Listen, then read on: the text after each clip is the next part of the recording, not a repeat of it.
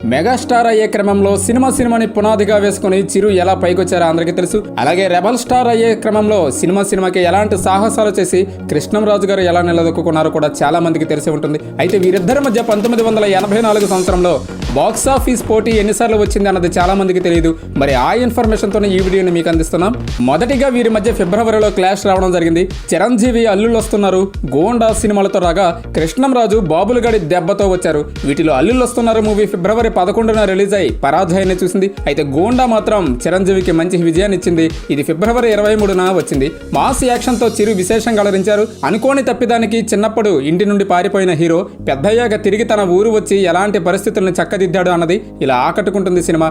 దీనికి director A Kodandaramireddy. ఇక దీనికి వారం ముందుగా ఫిబ్రవరి 16న కృష్ణంరాజు నుండి వచ్చిన బాబులగడి దెబ్బ కూడా మంచి కమర్షియల్ అంశాలతో నిండిన మాస్ ఎంటర్టైనరే.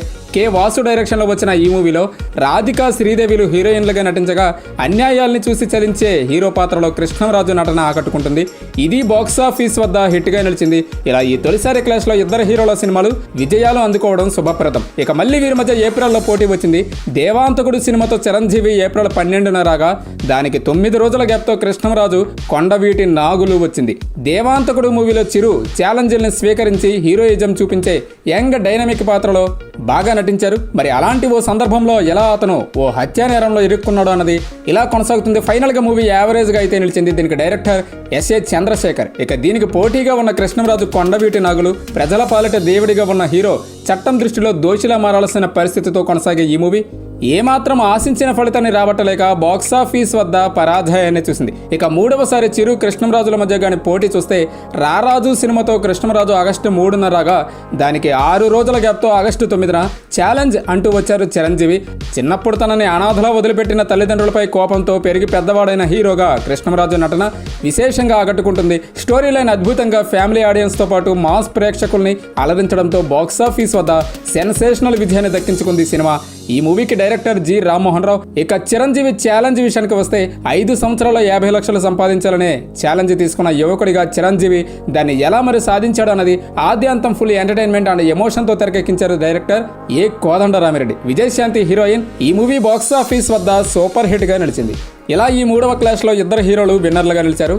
ఇక 4వసారి పోటీగాను చూస్తే భారతంలో శంఖారావం సినిమాతో కృష్ణంరాజు సెప్టెంబర్ 5న రాగా దాని మరుసటి రోజున ఇంటి గుట్టు సినిమాతో చిరంజీవి వచ్చారు.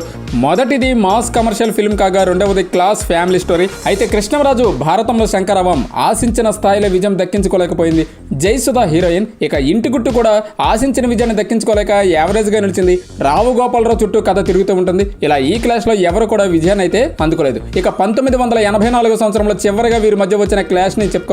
కృష్ణంరాజు గారు రౌడీగా డిసెంబర్ 14న వస్తే దానికి వారం గ్యాప్తో రుస్తుంగా వచ్చారు చిరంజీవి. 2 సినిమాల్లోనూ ఆయా హీరోలు రెబల్ పాత్రలే పోషించారు.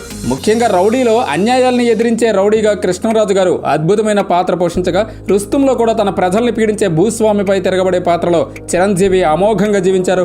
అయితే చిన్నపాటి కథాలోపాలతో 2 సినిమాలు కూడా బాక్సాఫీస్ వద్ద యావరేజ్లుగా నిలిచాయి. ఇలా ఈ క్లాష్లో ఇద్దరు హీరోలు సమవుజ్జీవులుగానే ఉన్నారు. మరి తెలుసుకున్నారు కదా చిరంజీవి వర్సెస్ కృష్ణంరాజు గారి బాక్సాఫీస్ మూవీస్ జయాపజయాల గురించి.